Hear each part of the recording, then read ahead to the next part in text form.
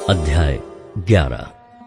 इजराइलियों का कुड़कुड़ाना और दंड भोगना। फिर वे लोग बुड़बुड़ाने और यहोवा के सुनते बुरा कहने लगे।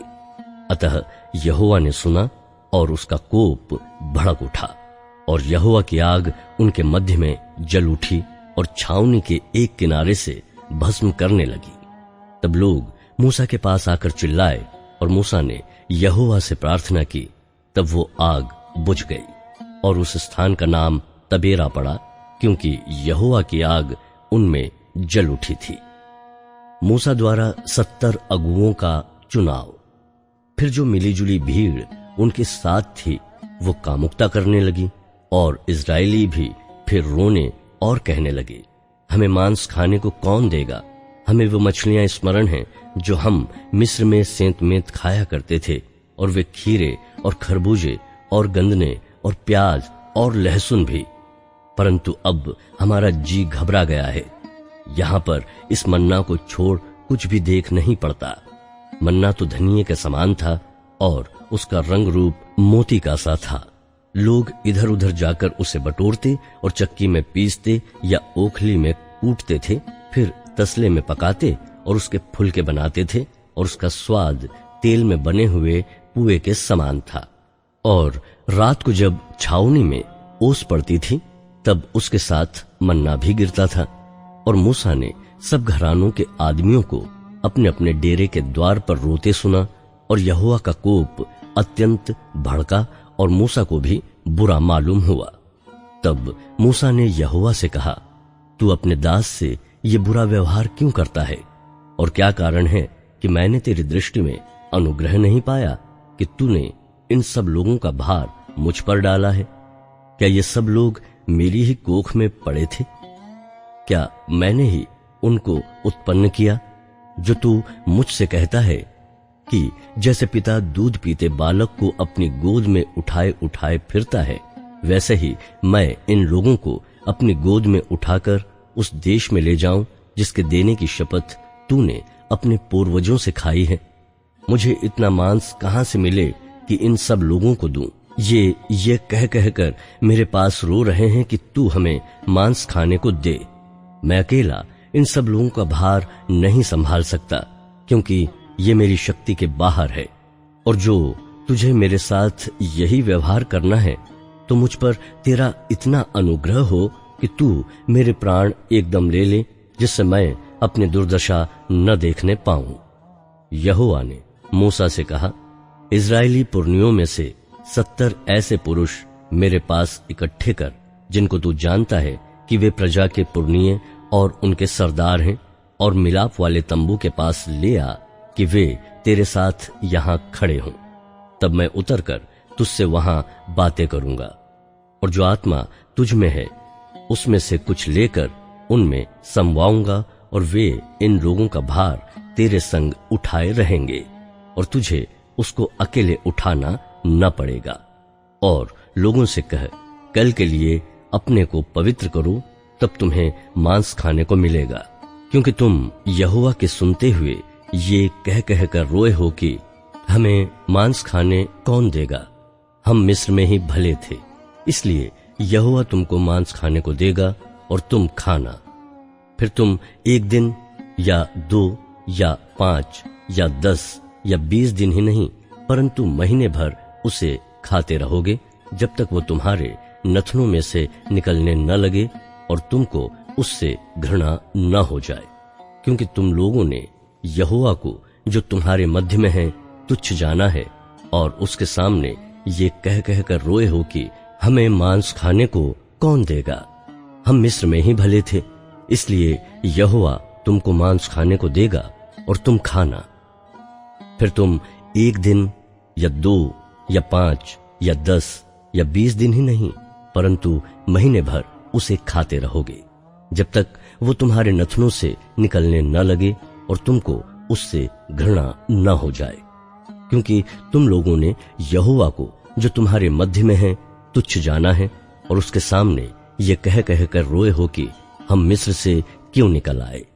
फिर मूसा ने कहा, जिन लोगों के बीच में मैं हूं उनमें से 6 लाख तो प्यादे ही हैं, और तूने कहा है कि मैं उन्हें इतना मांस दूंगा कि वे महीने भर उसे खाते ही रहेंगे।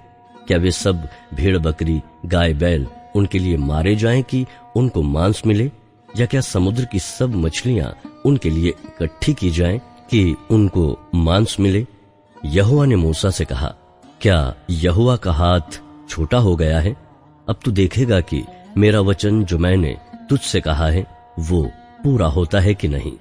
तब मूसा ने बाहर जाकर प्रजा के लोगों को यहोवा की बातें कह सुनाई और उनके पुरनियों में से 70 पुरुष इकट्ठा करके तंबू के चारों ओर खड़े किए। तब यहोवा बादल में होकर उतरा और उसने मूसा से बातें की, और जो आत्मा उसमें था उसमें से लेकर उन 70 पुरनियों में समवा दिया। और जब वो आत्मा उनमें आया तब वे नबुवत करने लगे, परंतु फिर और कभी ना की। परंतु 2 मनुष्य छावनी में रह गए थे, जिनमें से एक का नाम एल्दाद और दूसरे का मेदाद था। उनमें भी आत्मा आया। ये भी उन्हीं में से थे जिनके नाम लिख लिए गए थे, पर तंबू के पास न गए थे, और वे छावनी ही में नबुवत करने लगे। तब किसी जवान ने दौड़कर मूसा को बतलाया कि एल्दाद और मेदाद छावनी में नबुवत कर रहे हैं।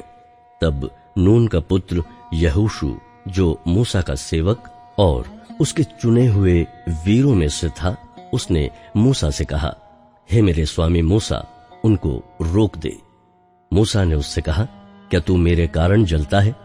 भला होता कि यहोवा की सारी प्रजा के लोग नबी होते और यहोवा अपना आत्मा उन सबों में समवा देता। तब फिर मूसा इस्राएल के पुरनियों समेत छावनी में चला गया। यहोवा की ओर से बटेरे। तब यहोवा की ओर से एक बड़ी आंधी आई और वो समुद्र से बटेरे उड़ा के छावनी पर और उसके चारों ओर इतनी ले आई कि वे इधर उधर एक दिन के मार्ग तक भूमि पर 2 हाथ के लगभग ऊंचे तक छा गए। और लोग उठकर उस दिन भर और रात भर और दूसरे दिन भी दिन भर बटेरों को बटोरते रहे। जिसने कम से कम बटोरा उसने 10 होमेर बटोरा, और उन्होंने उन्हें छावनी के चारों ओर फैला दिया।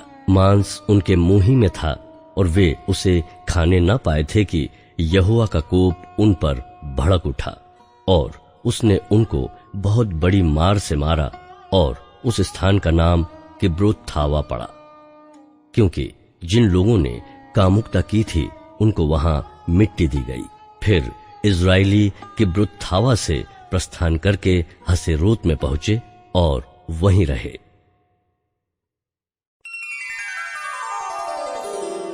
अध्याय 12। मूसा की श्रेष्ठता का प्रमाण। मूसा ने एक कूशी स्त्री के साथ विवाह कर लिया था, इसलिए मरियम और हारून उसकी उस विवाहित कूशी स्त्री के कारण उसकी निंदा करने लगे। उन्होंने कहा, क्या यहोवा ने केवल मूसा ही के साथ बातें की हैं? क्या उसने हमसे भी बातें नहीं की? उनकी ये बात यहोवा ने सुनी। मूसा पृथ्वी भर के रहने वाले सब मनुष्यों से बहुत अधिक नम्र स्वभाव का था, इसलिए यहोवा ने एकाएक मूसा और हारून और मरियम से कहा, तुम तीनों मिलाप वाले तंबू के पास निकल आओ। तब वे तीनों निकल आए। तब यहोवा ने बादल के खंभे में उतरकर तंबू के द्वार पर खड़ा होकर हारून और मरियम को बुलाया, अतः वे दोनों उसके पास निकल आए। तब यहोवा ने कहा, मेरी बातें सुनो। यदि तुम में कोई नबी हो तो उस पर मैं यहोवा दर्शन के द्वारा अपने आप को प्रकट करूंगा या स्वप्न में उससे बातें करूंगा। परंतु मेरा दास मूसा ऐसा नहीं है। वो तो मेरे सब घरानों में विश्वास योग्य है। उससे मैं गुप्त रीति से नहीं परंतु आमने सामने और प्रत्यक्ष होकर बातें करता हूँ, और वो यहोवा का स्वरूप निहारने पाता है। इसलिए तुम मेरे दास मूसा की निंदा करते हुए क्यों नहीं डरे? तब यहोवा का कोप उन पर भड़का और वो चला गया। तब बादल तंबू के ऊपर से उठ गया और मरियम कोढ़ से हिम के समान श्वेत हो गई। और हारून ने मरियम की ओर दृष्टि की और देखा कि वो कोढ़िन हो गई है।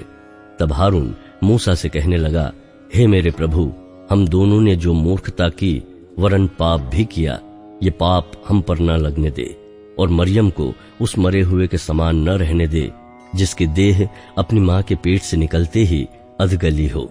अतः मूसा ने ये कहकर यहोवा की दुहाई दी, हे ईश्वर कृपा कर और उसको चंगा कर। यहोवा ने मूसा से कहा, यदि उसका पिता उसके मुंह पर थूका ही होता तो क्या 7 दिन तक वो लज्जित न रहती? इसलिए वो 7 दिन तक छावनी से बाहर बंद रहे, उसके बाद फिर वो भीतर आने पाए। अतः मरियम 7 दिन तक छावनी से बाहर बंद रही और जब तक मरियम फिर आने न पाई तब तक लोगों ने प्रस्थान न किया। उसके बाद उन्होंने हसेरोत से प्रस्थान करके पारान नामक जंगल में अपने डेरे खड़े किए।